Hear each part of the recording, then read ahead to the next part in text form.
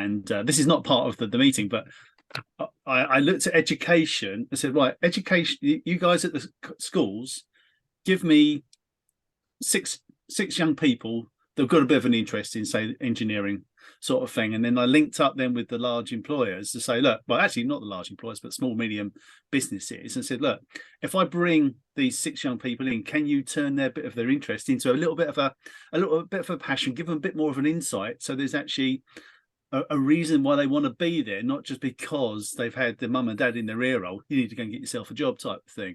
And it was just, doing those things sometimes at the grassroots level actually makes it more meaningful. But it's not scalable, and that's why you need training organizations, associations, membership organizations really to come together and actually try to sort of solve this this challenge, as the word that you used, and I will use that throughout.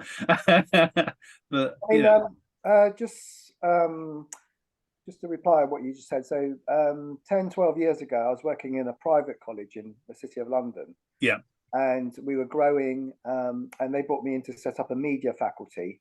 And so I attracted apprenticeship funding. We were going to deliver Stafford University's media degrees on a London campus. But I got this apprenticeship funding, so we hired a group of apprentices, and we created our own production company and TV studios in the City of London. So it was quite, so you could, in those days you could be quite agile and flexible. Then on the back of that, I got some NEET funding from Newham College, and it was quite a nice pathway, because the level 1 NEETs could do a short course on video or music, and then see what the level 3 apprenticeships, and you could see a natural pathway. They could go from level 1 to a level 2 access, then to a level 3. So it's when you could have worked in that sort of flexible way. But in the years, I think a lot of the funding has gone straight to the sort of mainstream colleges, and a lot of those grassroots sort of charities and players who could have been more flexible and agile have kind of lost out, haven't they? Well, I think what I should do, I probably should pause at that point, because I just see there's quite a few other people on the meeting today, and really I'd like to open this up in some respect to say thank you everybody for taking your time out of your busy schedules.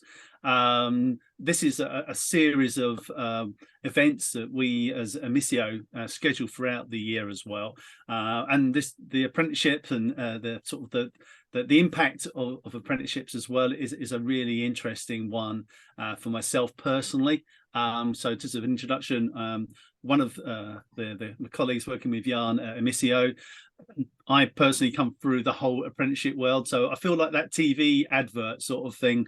I was born in Kent, but I was made because I was an apprentice type of thing, rather than I was made in the Navy type of thing. But I really fundamentally believe in apprenticeships. So I obviously have a personal bias here because I believe in them, and I've seen the impact that they can actually bring to young people and more adults, obviously, that are coming through that throes. So thank you so much for turning up. I'd probably like to introduce Jan and obviously our panel speakers today. So Jan, perhaps if I pass the mic to yourself, but critically, this is about participation, as we've just been demonstrating. So please use the chat facilities that is available in the room. I will monitor that. I will try to interrupt Andy and Biddy in some respects to try and put them off their guard. So really great questions. Please come forward with it. We've captured some of the questions as well. But Jan, over to you, really. Excellent. Thank you, Paul. Wow, what a great start of this this webinar, which started way before 12 o'clock, which I really like, because it's the participation is already there. Yes, Inmisceo. Inmisceo is Latin for the word blended. And that's what we do a lot, actually, as blended learning. What we're really about is making or helping training providers make more training impact. So don't worry, that was the commercial message. That was all. But that's the reason that we set up those webinar series. We do one every month. We'll at the end we'll tell you when the next one is, and it will be a different topic. But today it's about apprenticeships, and like to very much welcome Biddy and Andrew, or as on the screen we see Andy.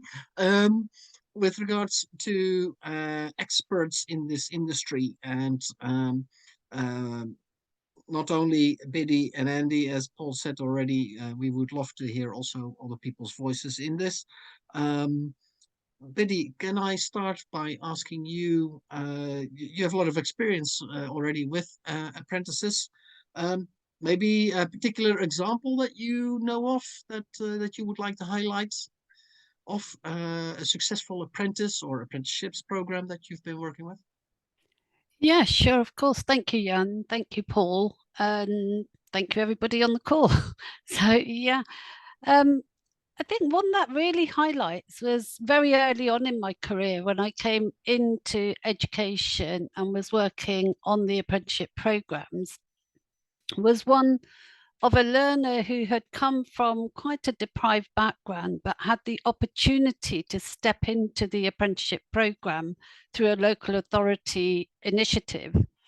And throughout that program, the learner was exposed to a lot of social learning, which they had not had the experience of previously due to the challenges they faced, being at school, college, etc. And the apprenticeship opened up this world of social learning for them, which then resulted in upward social mobility, you could say, because it widened their participation with colleagues, with stakeholders, and they learned so much about relational interaction, if I can put it that way. And that really widened their thinking, which was a great foundation for them to start on. They did go on to do another apprenticeship and then become a permanent employee over the years. That has always stuck in my mind as being part of that spirit of the apprenticeship, to widen that social interaction, that mobility, within the workplaces and socially. Excellent. Thank you for that, Biddy. And as a way of introduction as well to Andy, Andy, you come from the AELP, or ELP, as it's also known in the sector. What is the view of ELP regarding apprenticeships, and how do you view apprenticeships yourself, Andy? Yeah, thanks, Jan. So I mean, representative of the ALP for the last 3 months, just about. Prior to that, spent 6 years with a large digital apprenticeship provider. So I've been kind of immersed in the sector for quite a long time. And I think what's interesting, and I suppose the view of the ALP in that perspective is there is work to be done on the overall currency of apprenticeships and the value of apprenticeships as societally. That we will advocate and continue to push so that they are recognized for the meaningful qualifications that they are. And, there are countless examples of individual stories and apprentices changing their lives, right, through social mobility endeavors or through organizational change endeavors using apprenticeship programs. But we are still a little bit behind the curve societally in really implementing them as equivalent qualifications along with other educational models. So for us, it's all around improving the perception of value and the currency of apprenticeships in how they're being delivered in the current system.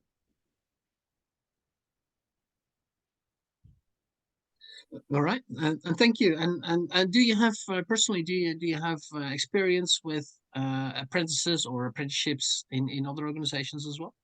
Yes. So I mean, I am currently studying my level 7 senior leader apprenticeship. I started that 2 years ago with my previous employer, and I'm picking it back up again with my current employer. I've recruited apprentices over the years, both from skills boot camps into apprenticeship programs and into previous teams. And before I joined sort of Welfare to Work and then apprenticeships almost a decade ago, I spent 20 years working in hospitality and had a team of hospitality apprentices at various different levels, working in rotation across hotel departments. So I've always been a huge advocate of the kind of work-based learning that apprenticeships offer, not without challenges, to use a kind of common term that was bandied around earlier, around implementation, but actually when they're done right, I genuinely don't believe there is a better learning medium for people moving into the world of work to continue their education. And I love that. That's a strong statement. There are some people like the academic route, some people the more practical route, and I agree. There is this is an excellent way to do this. We see a poll coming up. This is the blended templates poll. Paul, can I ask you? There's another poll as well. Which is the second question. To start that one, please. Because we would love to hear from our audience. We have about 30 people on the call today, and let's see who in our audience, what people think about our apprenticeships at the moment. Okay, we may have to revert back to a different way because I'm only seeing a previous poll that you put up. So would you like just to perhaps ask those questions to everybody and just perhaps take them one by one? Well, actually, why don't we ask people to put an answer in the chat? Okay. What we would like to know is, people in the audience, what do you see as the biggest challenge in apprenticeships? Is it, some people point at government rules, some people point at employers find it difficult to manage apprentices. Sometimes it's recruiting the right candidates, or I've heard other people say, actually achieving training impact within the confines of the program itself that you have within the framework might be a challenge. So we would love to hear from people what you see as the challenge at the moment. Mm-hmm. And some of my reading behind this as well, sort of following some of the prompts coming through as well. It very much should we say, looking at the employer role within inside of apprenticeships, and and I think sometimes you see the stats. Is it a paid salary job, and training is a secondary element to what apprenticeships are these days as well. So I think, like I say, the common theme is really very much looking at the role and the responsibilities of the trainer, both obviously looking at the whole process from recruitment right through to the employer engagement that I'm seeing come through as well. So yeah, we're doing this very much as a quick flow, real time, learning in the work of the flow, shall we say. So yeah, I mean, from my perspective, and the research I've looked at is, that everyone has an equal responsibility for this to be successful. But some of the biggest challenges do seem to be with the employers. Yeah, perhaps we want to open up a little bit more, Andy. Yeah, I think without wanting to oversimplify a hugely complex kind of arena, a lot of this it's kind of language based. We all talk about recruiting an apprentice, or an employer will talk about hiring an apprentice.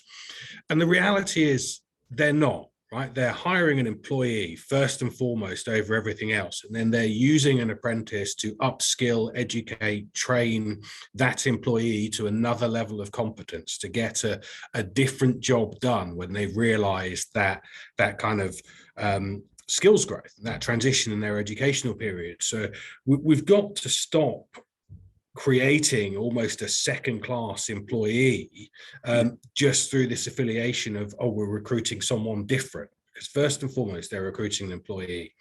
And it kind of comes back to the perceived value of apprenticeships and everything else.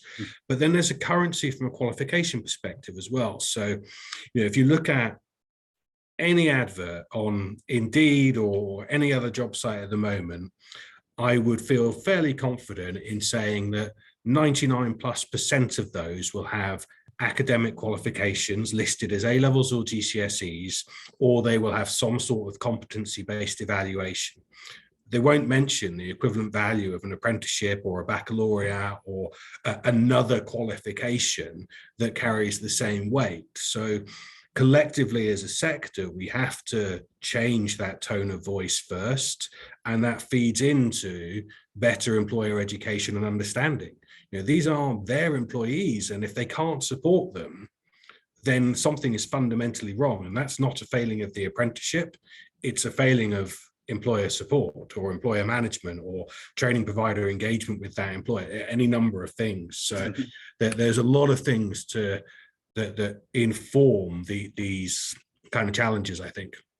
But first and foremost, it's language, it's respect for the apprenticeship itself. Do you also think it's like an understanding of the undertaking, not only just from the employer, but actually the apprentice coming through, and like make sure that we're setting the right expectations as well for success rather than failure?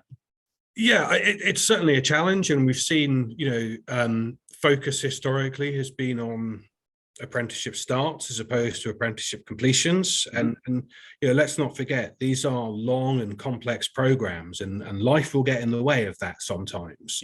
So there are questions maybe around the suitability of the apprenticeship model for all individuals, and I don't think providers or employers should necessarily be afraid of that and saying, actually, an apprenticeship isn't the right solution for this individual. There are other funded learning options available. There are other commercial training options available. So it's got to be taken on a case-by-case basis. This is not a one-size-fits-all. It does work. Role is assessed and the individual capabilities are assessed and the opportunity with the employer is assessed against the standard, then kind of stand by my earlier comment, there's nothing better. I don't know if Helen would like to just join up. Helen, you just posed a very good, interesting question in the chat. Did you want to just speak to that and just share that with everybody? Yeah, there's issues. The employer support for off the job and the commitment from an employer is very important to the success of any apprenticeship, and that seems to be very lacking. Now that I totally appreciate that everybody is struggling at the moment in terms of staffing, and apprenticeships to some employers may be the answer to that. But again, as we've said, I think it's their understanding of the commitment that is, and the amount of commitment that they have to give. So off the job is a big one, and I think everybody has said the same. Issue around. So functional skills, English and maths is very important to everybody, and everybody within the workforce needs to have a good level of maths and English. But in the case of health and social care, for example, we do get a lot of kickback about, well, why have they got to do that? What's the importance of that? And then you have to explain, well, when somebody's giving medication, if they can't actually read the medication properly, or they don't understand what that medication is there for, that's has a very serious connotation to it. So I think most people think that, or most employers, and again, it's a bit of an education, and as Andy said, it's about language that's used. The maths and English is an integral part of the apprenticeship. Whether we like that or not, it is an integral part of the apprenticeship, and it's not going to go away. For employers, has to be given to that element. It isn't just the work training, it's actually that level of maths and English. Now, that can't be counted as off the job, but that's an additional part of a commitment that the employer doesn't really want to recognise. If I'm honest, we have many conversations that we go through, qualifications, the apprenticeship, and everything that's involved in the apprenticeship, and it's got a Gantt chart, and we go through it in great detail. But I think it comes down to people only want to hear what they want to hear. But it is a very, very important part, and is one of the most serious parts of the qualification. Really, the vocational happens naturally, but the functional skills is a different issue. Yeah, sure. What would Biddy's response to this be? Because Biddy, you've done a lot in curriculum design. By the way, Helen, thank you so much for your input here. Biddy. Yeah, wholeheartedly accept everything that Helen said. It is a challenge. And I have an example of curriculum design where we overcame a challenge with one employer, which was right at the beginning of that process of onboarding and recruiting the employee, as Andy refers to it. The information, advice and guidance was very well structured, very clear.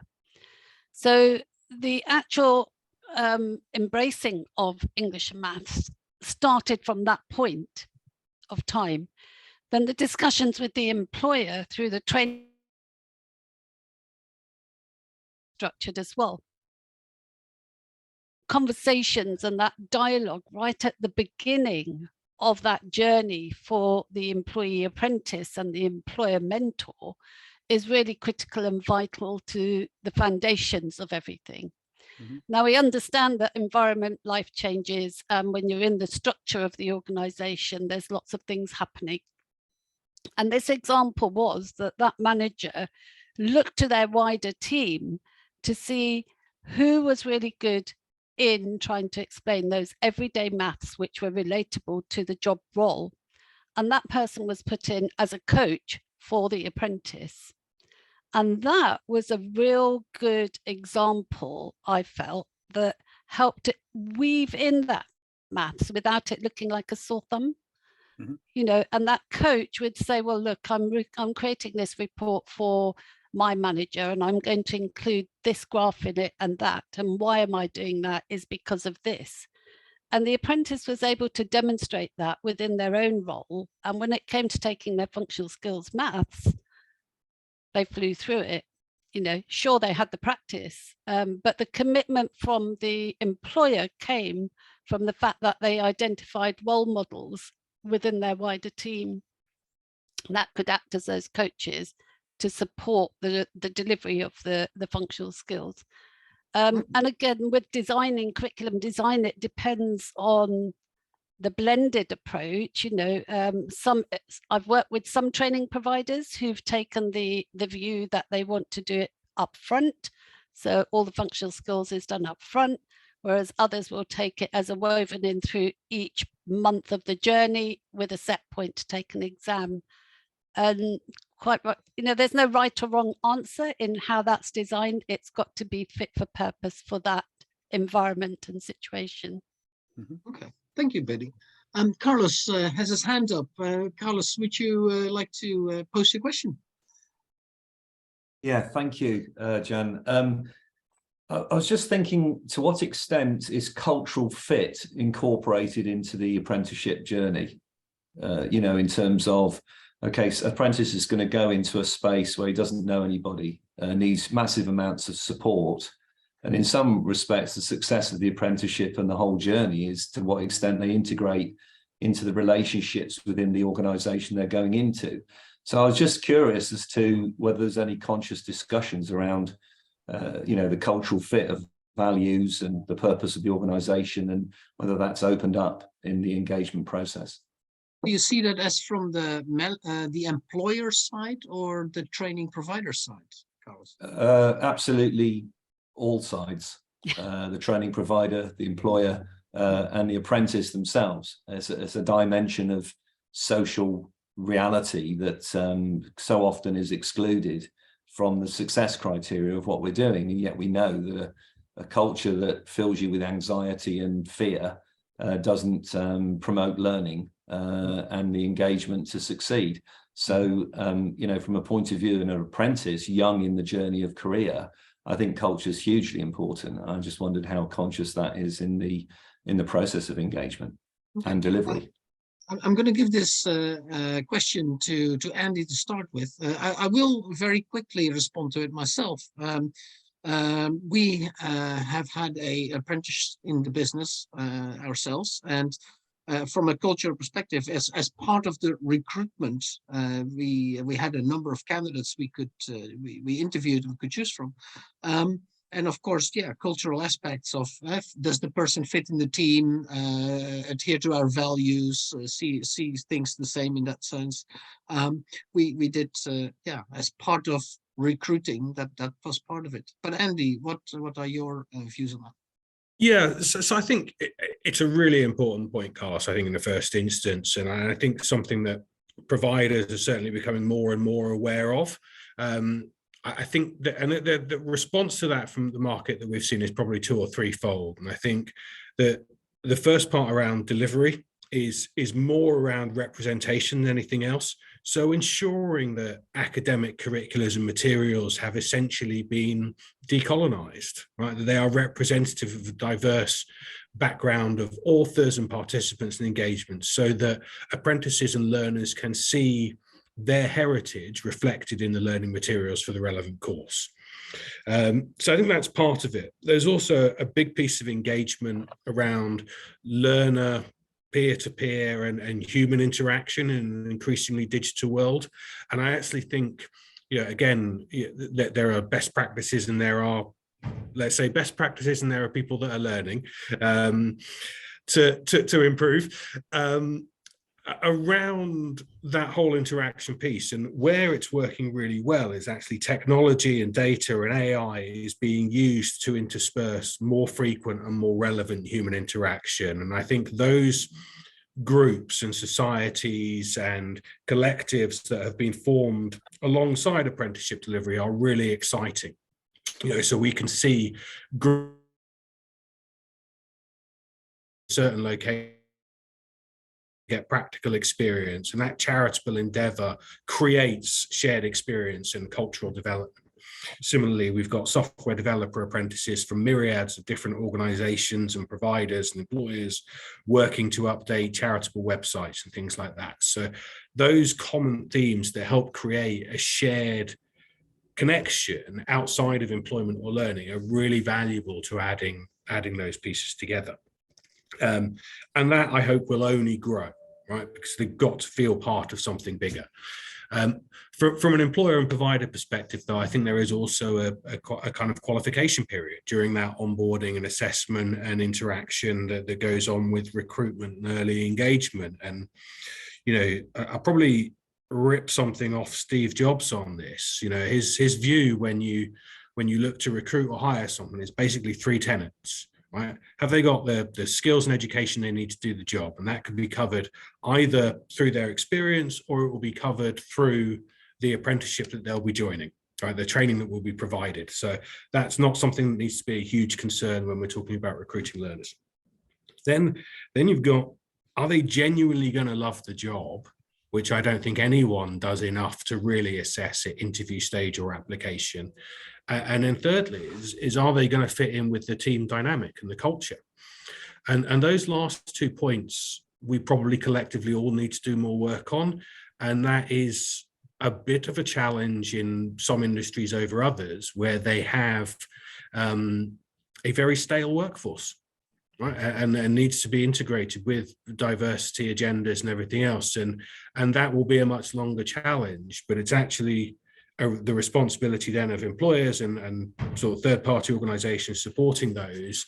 It becomes less about educating the apprentice as it does about educating the line managers and the HR departments and everything else. And that's a difficult challenge, right? Because it doesn't really fall in anyone's remit so far, other than it's just the right thing to do.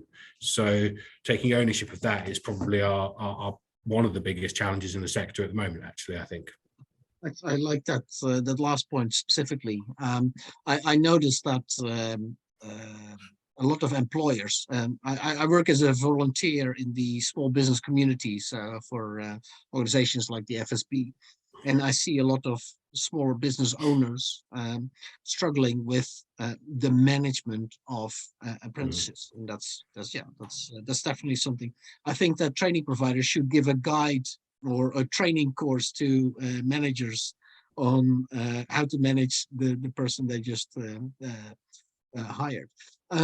With regards to cultural, Biddy, I'm going to ask you the same question, or actually Carlos this question. Biddy, how does the cultural aspects shine through on your side of the apprenticeship world? Yeah, when designing curriculum and having those conversations with training providers and employers, there's lots of different definitions of culture that you need to take perspective of. So it's the organizational culture, it's the identity culture, it's the culture of language. You know, there's so many things that need to be considered when putting together the program, that the behaviors which are listed on the KSBs of any apprenticeship program are key to actually unraveling some of the methodologies that you could then bring in with techniques. I mean, I'll give you an example. A level 7 systems thinking practitioner, they're expected to think very deeply. They're expected to embrace uncertainty and ambiguity. And that is in the first behavior, if you look at the apprenticeship standard. But when you take that into the culture of the organization or any organization, you've got to take into consideration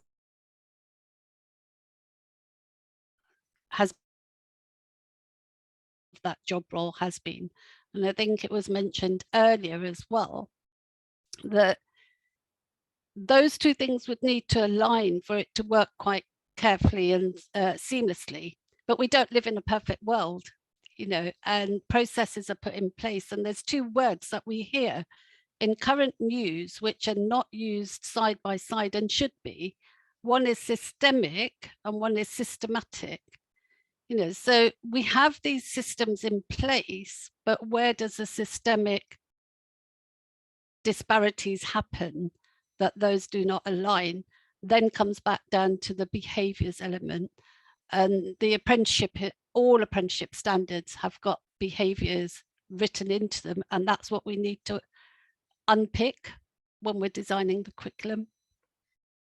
Okay, this the behavior question is a whole kettle of fish that we can open another time. I saw Carlos put up this the positive part, the thumb. So thank you, Carlos. I hope that contributed to some answers for you and some thinking.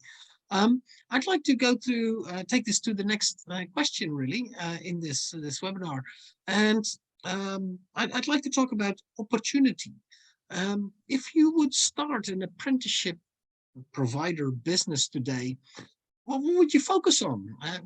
Where does the opportunity for training providers lie? Is it on a particular topic? Is it a training delivery strategy? Is it a I don't know what the answer is. So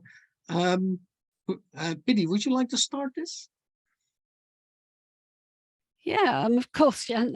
Working with very varied training providers from FE colleges and independent training providers, I think the starting point has always been the conversation of what's our specialism, what's our expertise do we have, you know, and then also looking at the local agenda, you know, so what is it that locally requires input in terms of skills development and a vocational aspect. So those two things have been quite key in dialogue when speaking with training providers who have been looking at their strategy for apprenticeship, you know, when they're identifying which apprenticeship model or which apprenticeship standard they would want to pursue with. I think that's the first point of call. Then it will go into the detail of, you know, what's involved. Have we got the delivery expertise? Do we need to go out and look for that? Have we got existing resources, etc.? So the starting point is usually what expertise do we have? What's the deficit of skills in that area? Okay, thank you for that. Andy, do you see that the same way or in your experience?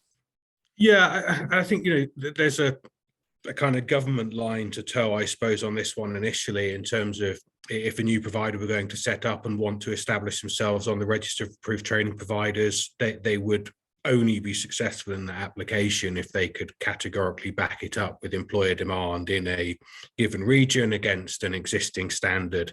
The process for doing something new in terms of creating new apprenticeship standards is quite lengthy, so it would have to start with one of the with those parameters. To deviate slightly from your question, though, in terms of providers looking to expand provision or to step into an apprenticeship where they're already an existing provider, I think there are large degrees of variance in the market, right? The standards as they are exist and cover industry need or industry recognized need for each of those job roles, but they don't take into account the way the world has changed. So actually the apprenticeship standards don't explicitly call out requirements for per learner contextualization of studies. They don't call out mental health awareness or resilience training or digital literacy. And these are all things that will become the equivalent of functional skills in the future. And providers wanting to separate themselves from the wider market will look to get ahead of that and sort of start to integrate those into their training methods and their programs. Excellent. So a lot of different skills. I like your point, functional skills of the future, coming into apprenticeships and probably in broader training programs everywhere. Yeah. So that's a great start. Thank you. I'd like to call upon one of our other guests, David Nurse. You asked a question about management standards. Is that, I'm not 100% sure if that's related to this particular topic. But I wanted to give David the opportunity to ask his question. Is David on board? He's muted.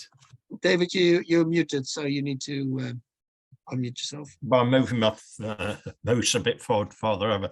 No, it concerns me. I haven't been around apprentices for the last few years, not many years. I've been involved around it for over 20 years. And I've seen changes. And I've seen it come from a tick list, one for a better word, to a more sophisticated, more requirement what industry wants. I think there's a huge value, and it isn't recognised in what apprenticeships is all about and what it provides. And I think we're Carlos and myself at the cutting edge of new technology, and our course or courses that they are very, very much bringing it into the new way of doing business, all businesses, whatever they might be, and people, because we're all people, we're all individuals. And that's a key aspect. Respect and all these old words, which I think we've glanced over. Companies, in my opinion, and having spent some 35 years, 40 years in it, I think the respect in many cases that is shown by leadership in many businesses is poor, very poor. And it brought me round to one thing which was already raised, is functional skills. And I go to you people here, many of you have got a lot more experience probably than I have. Functional skills, is that still a requirement with the higher levels of apprenticeship? Or if you're going for level 5, 6, 7, whatever the case may be, is it you don't have to do functional skills, or is it still a requirement? I'm asking people who've got more knowledge than me, but it needs to change. And it's been raised, Jan, very much about it moving with the times. And I just feel that it needs to do so quickly. I think you put a few things in there, David. Yes, I have, Jan. I'm sorry. Thank you for that. No, I don't need to apologise. No, you shouldn't. I did it on purpose, Jan. with regards to the 2 points that I picked up from that, I'd like to respond, and then I'm going to also ask it to Andy and Biddy to respond to. So the first part is actually, you talked about values. You talked about respect for people, and British values is a part of the curriculum. So I know that part. but also your other question, functional skills, does that go through all levels of apprenticeships? Biddy, can I start with you?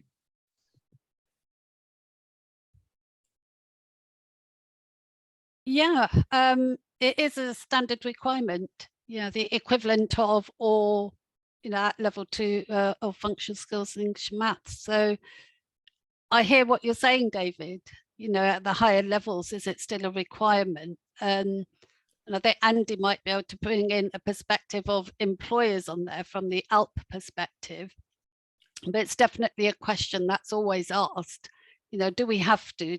Is it a must? And there's got to be a certain level of language skills that enable those interactions to take place, whether it's verbal, written, mathematical, because it is part of everyday life.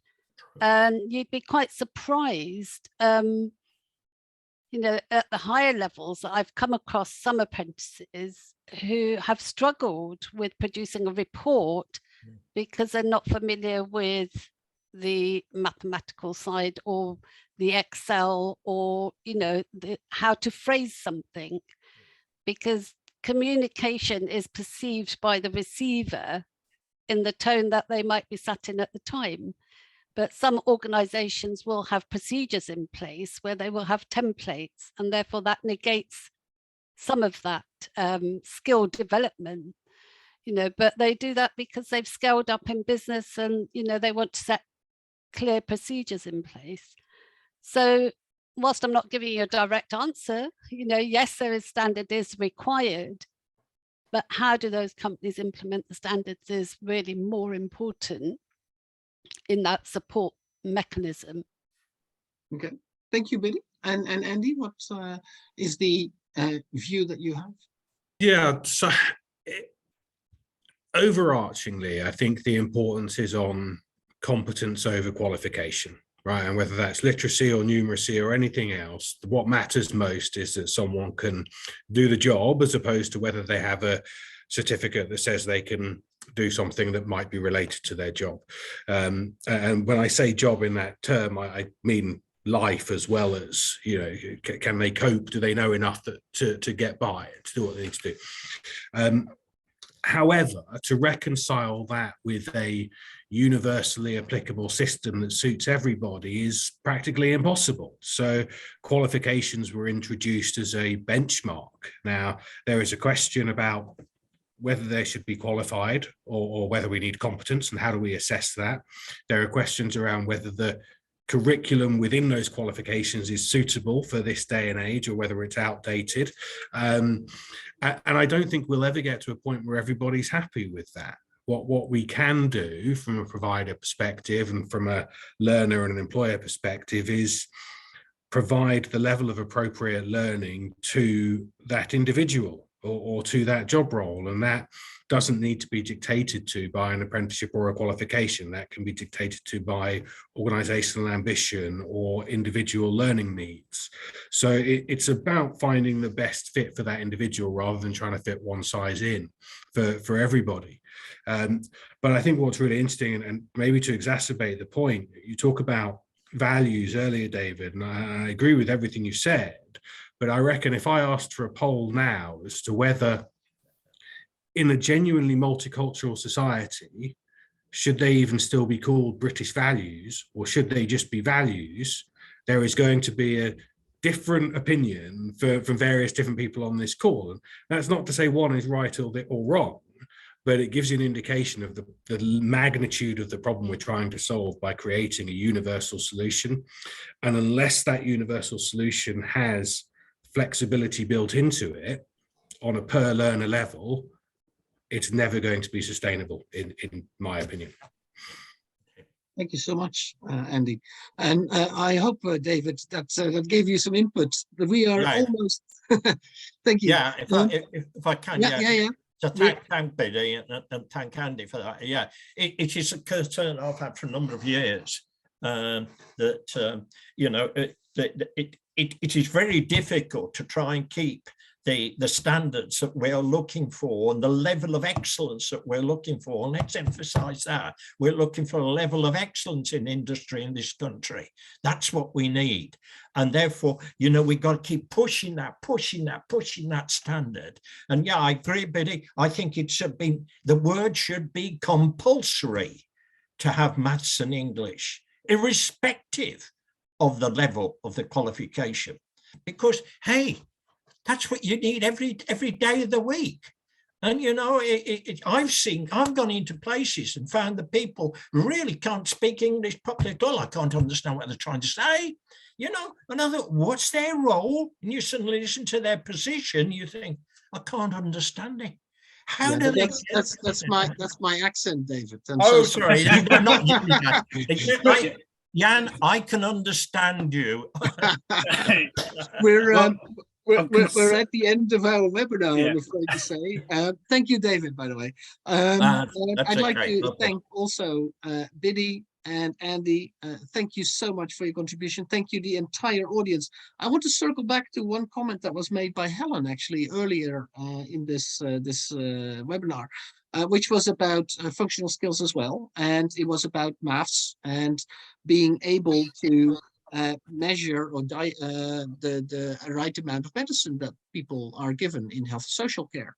And actually, that is still a very appropriate topic, because we're actually next week at the LPI Awards, Learning and Performance Institute Awards, where that particular case is shortlisted. So that is still a very hot topic.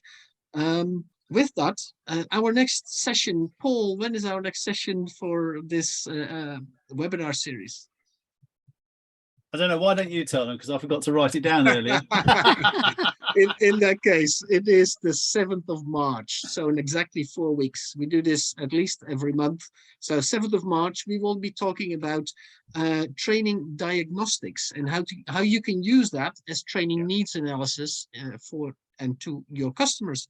So that's all for us. Thank you.